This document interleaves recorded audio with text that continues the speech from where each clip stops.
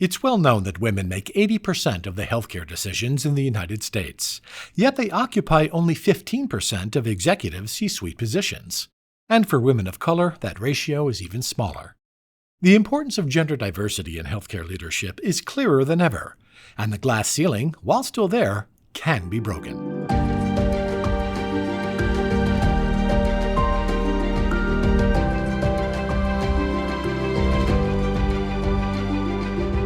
Welcome to Advancing Health, a podcast from the American Hospital Association.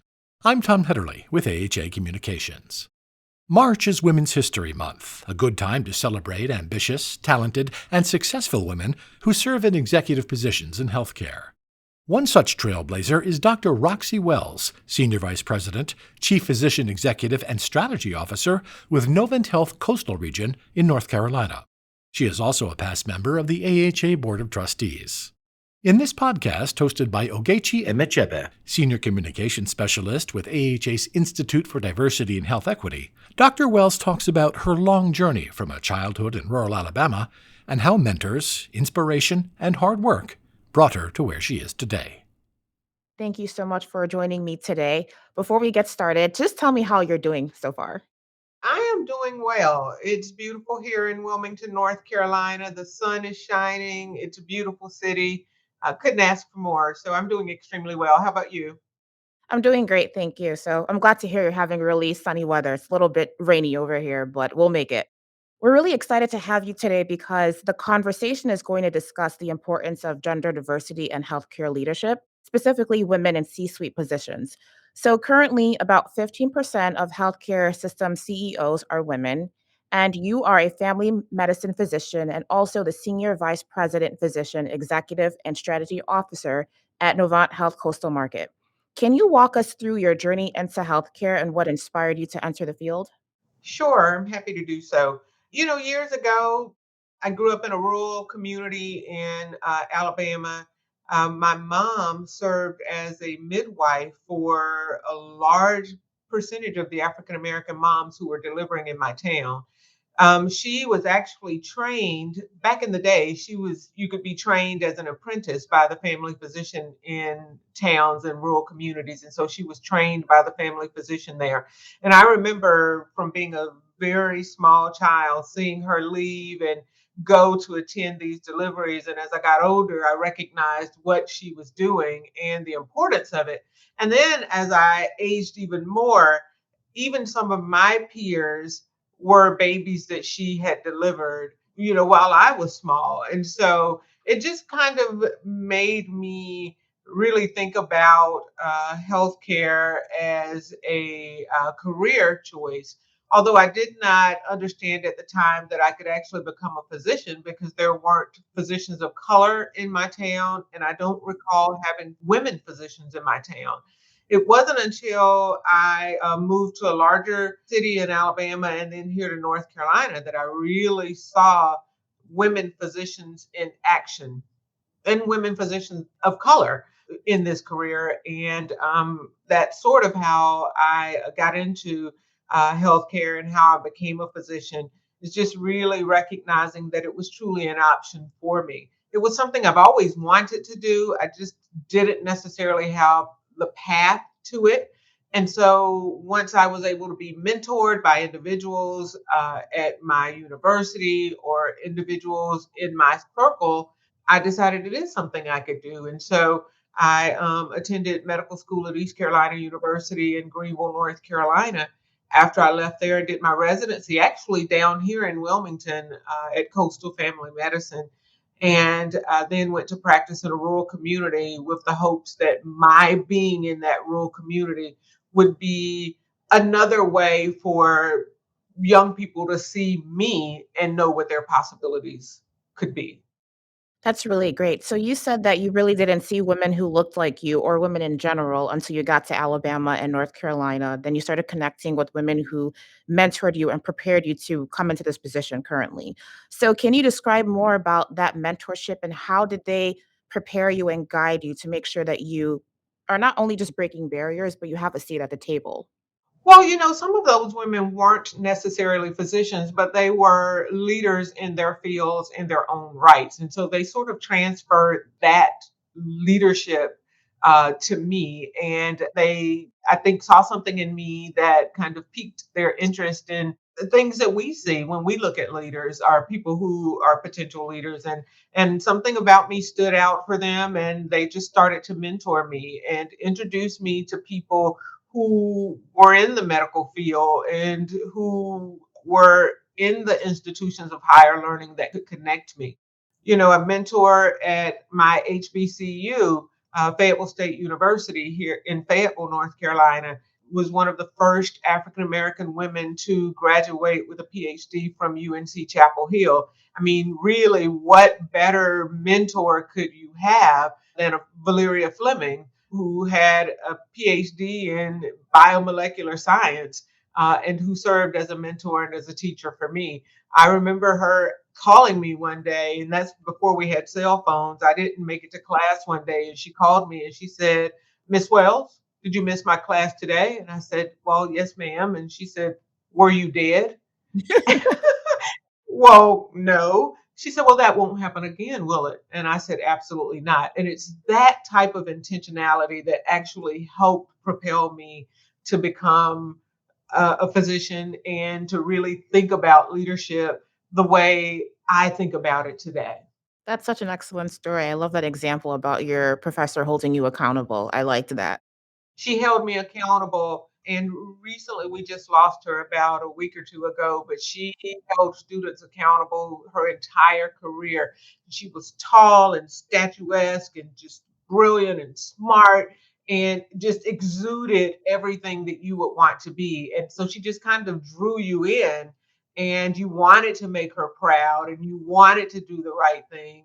And she just mentored tons of young women and men, really, through sciences and healthcare. So, going off of that, it looks like you're really following her footsteps because let's talk now about the roundtable for Black women CEOs.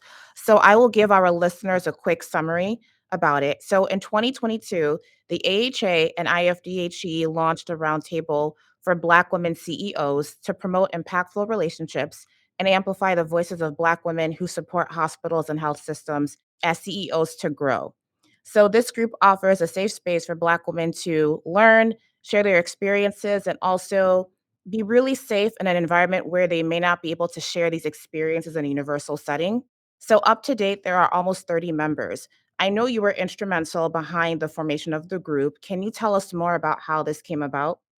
Sure, happy to do so. You know, I sat on the AHA Board of Trustees for 3 years and really started to ask the question, are there Black women, other Black women CEOs in this country? And if so, where are they and who are they?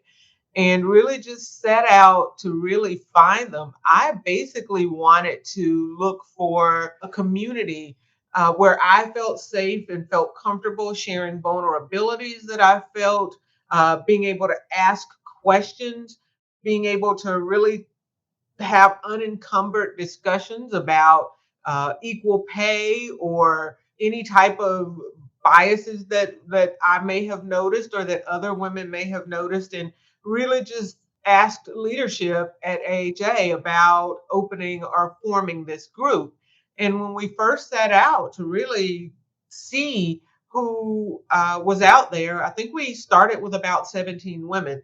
And I'm going to tell you, we received photos and bios from them, and the team at AJ sent them over to me for me to look at them. And when I first opened that email and started to look at those pictures, it became really emotional for me because I'm looking at a group of beautiful, powerful, thoughtful women in their own right who have risen through the ranks in various ways, some directly, some through circuitous routes, and that they are just performing very well in our field. And it was just an emotional experience for me.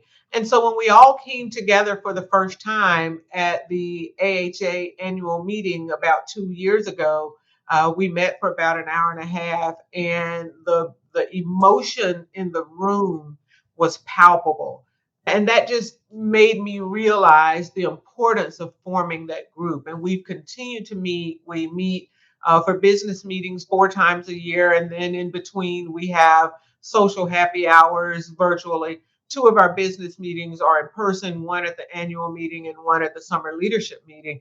And then the others are virtual. And, we want to really look at ways to think about how we might improve quality of care for women of color. Think about how we may ask or teach people or lead people to stronger personal advocacy for themselves. Really think about personal well being. Think about connecting with other women who may have some of the same challenges that you're having in your work roles or what have you. So it has been just a phenomenal opportunity to get to know amazing women who have storied careers in their own right and to really just celebrate all of the wonderful things that they're doing and then really to offer them a place of solace if it's needed. I really like that. So you said that this group has been very impactful and it's giving these women a space to just, be vulnerable and share their pretty much challenges and experiences in this field. Can you share some tips or advice that you have given them or some challenges that they're facing as Black women in these roles? And how do you all ensure that you can persevere through some of the barriers that you navigate? Let's make no mistake about it. They pour into me as much as I share with them. There's certainly a spirit of reciprocity in this group. We discuss things I've had discussions about equal pay. Maybe the woman was a president of a hospital in a health system. How do you have the conversation with your system CEO about equal pay? Other things might include workforce issues, and you're trying to figure out how to navigate the difficulty that we all are facing from workforce issues, making sure that our leadership teams are doing the things that they're supposed to do. When you have to have crucial conversations with individuals, whether that's a crucial conversation upstream to your system CEO or those people you report to, or whether they're crucial conversations to people who report to you, how to work through that and how to have those conversations in a way that really gets you to the place that you want to be with those individuals. So our conversations and discussions really, I mean, they range from personal. We've had members who have had personal issues, personal health scares, and just talking through that and what that looks like. So it really has become a community of women that not only share work and career concerns or challenges or experiences, but also talk about those personal things, well being. How do you take care of yourself? What are the things that you do to really fuel yourself that's outside of your work life? How do you stay connected to your family? Understanding that many of us feel that there are extra hurdles that we sometimes have to jump to perform at the level that people would expect us to perform, although that may be higher than others. How do we stay true to self? How do we maintain those family and personal relationships? And how do we keep them separate from our work career goals and aspirations? And so we talk about things like that. And so it has been a wonderful experience. Our happy hours are really just to come together and laugh and celebrate each other. Everybody's on LinkedIn and you see all the great work that everybody's doing, and to be able to celebrate that, to be able to celebrate when one of our members are listed as the top 20 of something by Modern Healthcare or whomever. We just want to celebrate those things and let those women know that you are phenomenal. We believe in the work that you're doing and we're here to support you. I really like that. It's key on being supportive of each other. So, do you see a vision for the roundtable expanding beyond AHA? Essentially, do you see a vision for this being the blueprint for other, systems or organizations to follow where they can offer a space for women or women of color to network with each other and amplify their voices to not only develop a pipeline of diverse women leaders, but just to ensure that they feel supported and heard and that they can have just someone to lean on when they need it. I absolutely do. I think that it can certainly be cascaded throughout our field from the national level at AJ to the state associations to different health systems or what have you. I mean, we here at Novant, we have business groups of all types that fit this, and we do have one for women of color. And absolutely, I think it's a great tool that can be mimicked throughout our field that would be helpful for women in general and particularly women of color who want to ascend to leadership roles.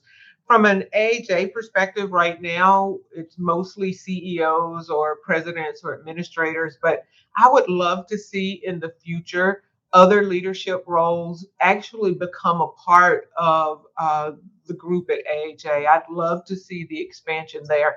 But we chose to start with the CEO, administrator, president, executive vice president role so that we could actually pull it together, make it succinct, and really grow from that standpoint. Understanding that a smaller group giving thought to how we expand this would be best. And so I certainly hope in the future that we will expand beyond that CEO, president, administrator role and go to other roles within the C suite. So, can you tell me, given where you are today, and then just looking back on your childhood from when you saw your mom, working in the field, what have you learned along the way that you wish someone prepared you for? That's a great question. I would actually think that ascending to leadership positions isn't as easy as people think it is, and especially for women and especially for women of color. All hiring and mentoring leaders aren't as progressive as they purport to be. And what we do know is that it's easier in most cases for people to mentor people like themselves.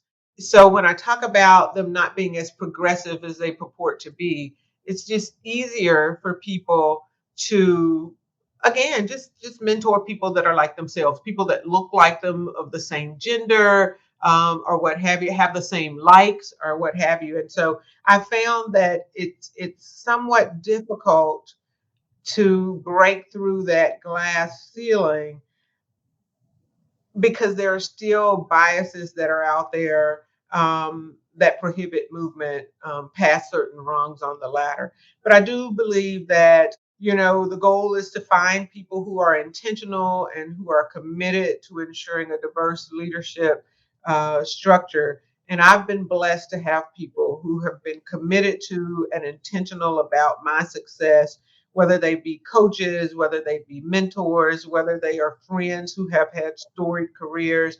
The women in the round table have, just pushed me to be a better version of myself. And then not only that, I think it's important to take all of those things that we've been given and lend them to others and to serve as coaches and mentors and friends to those who are interested in becoming leaders in healthcare. So I really like your quote about finding people that are intentional about your success. And I think that leads into my next question about, do you think there is a role that men can play, if any, to ensure that they create a safe, friendly environment for women to thrive in? Because women can be doing the work to be mentoring each other and making sure that they are creating a support system. But if a lot of these positions are still held by men, we're trying to break these biases. What role can men play to make sure that they're also creating a safe space for women to thrive and succeed in? I think that's an excellent question, and I do think that there is a role for men to play to ensure that women succeed in leadership roles in healthcare. And I've been fortunate again. Some of the people that I mentioned before who have been instrumental in my leadership journey have been men of color, Black men, white men have been very, very instrumental for me. But I think that you mentioned earlier that healthcare CEOs, only about 15% are women, which speaks to what you're saying. The other 85% are men. But we do know, according to the US Department of Labor, that 80% of healthcare decisions are made by women. And if that's the case, then it kind of seems a little uneven. So I do think that there are things that they can do. First of all, treat women as equals. Secondly, make sure that you are a proponent of equal pay for women for equal work, being coaches and mentors. And if a leader doesn't have the bandwidth to be a coach, pay for or sponsor a coach for women in your organization. So sponsorship is important. Being an ally is important, and really calling out recognized unfair biased treatment. Walk the talk, right? Just don't talk about I am fair or what have you, but when you're around peers and you're hearing things that aren't necessarily appropriate, have those conversations, call those people out, bring those people back to a place of understanding that equity, equality is important. Help them to understand the roles that women play in healthcare. We know that 70% of the healthcare workforce is composed of women. So we need to make sure that we are looking at that when we're talking about equity. Other things might be flexibility, making sure that you understand that the roles of women are oftentimes much different than those of men outside of the workforce. And so what the expectations are for me at home might be different from the expectations from my male counterparts.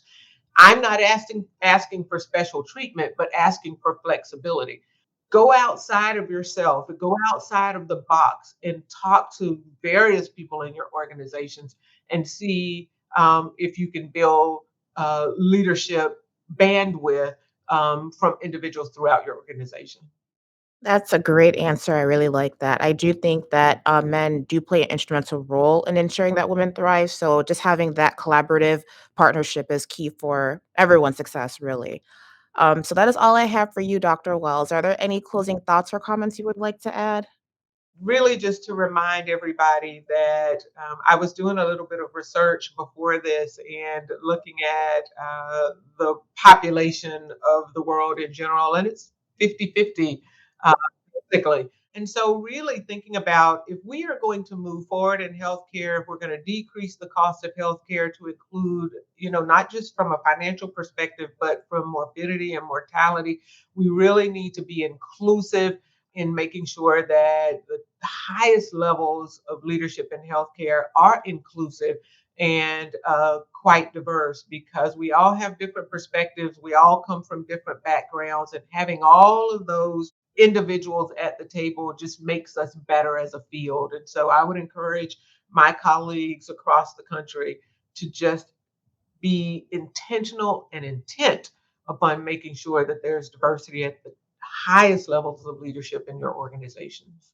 I love it. I really appreciate your time, Dr. Wells, and thank you so much for this powerful and informative podcast. Thanks for listening to Advancing Health. Please subscribe and rate us 5 stars on Apple Podcasts, Spotify, or wherever you get your podcasts.